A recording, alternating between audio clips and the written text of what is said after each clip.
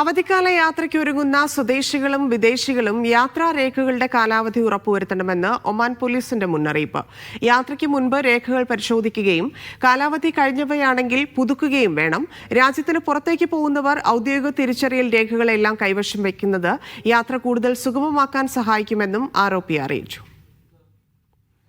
ബുധനാഴ്ച അവധി ദിനങ്ങൾ ആരംഭിക്കാനിരിക്കെ യാത്രകളുടെ മുന്നൊരുക്കത്തിലാണ് ഒമാനിലെ സ്വദേശികളും വിദേശികളും. ഈ ഘട്ടത്തിലാണ് പോലീസ് സുരക്ഷാ മുന്നറിയിപ്പ് നൽകിയത്. അവധിക്കാല യാത്രക്കൊരുങ്ങുന്ന സ്വദേശികളും വിദേശികളും യാത്രാരേഖകളുടെ കാലാവധി ഉറപ്പുവരുത്തണമെന്ന് ഓർമ്മിപ്പിക്കുകയാണ് റോയൽ ഒമാൻ പോലീസ്. ഒമാനിൽ നിന്ന് പുറത്തേക്കും തിരിച്ചും യാത്ര ചെയ്യുന്നവർ തങ്ങളുടെ തിരിച്ചറിയൽ രേഖകളുടെ സാധ്യത ഉറപ്പുവരുത്തണമെന്നും ഔദ്യോഗിക അവധി ദിവസങ്ങൾക്കോ യാത്രകൾക്കോ മുമ്പായി അവ പുതുക്കണമെന്നും റോയൽ ഒമാൻ പോലീസ് അഭ്യർത്ഥിച്ചു. ഓരോ വർഷവും ഇമിഗ്രേഷൻ അധികാരികൾ ധാരാളം യാത്രക്കാരെ ലക്ഷ്യസ്ഥാനങ്ങളിലോ ട്രാൻസ്ഫർ പോയിന്റുകളിലോ തിരിച്ചയക്കാറുണ്ട്.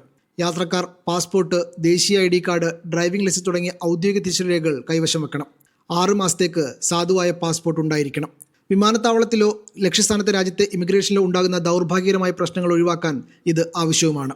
യാത്രാവിവരങ്ങളുടെയും റിസർവേഷനുകളുടെയും പകർപ്പുകൾ കൈവശം വെക്കുന്നത് യാത്ര കൂടുതൽ സുഗമമാക്കുമെന്നും ROP പറയുന്നുണ്ട്. Media 1, Muscat.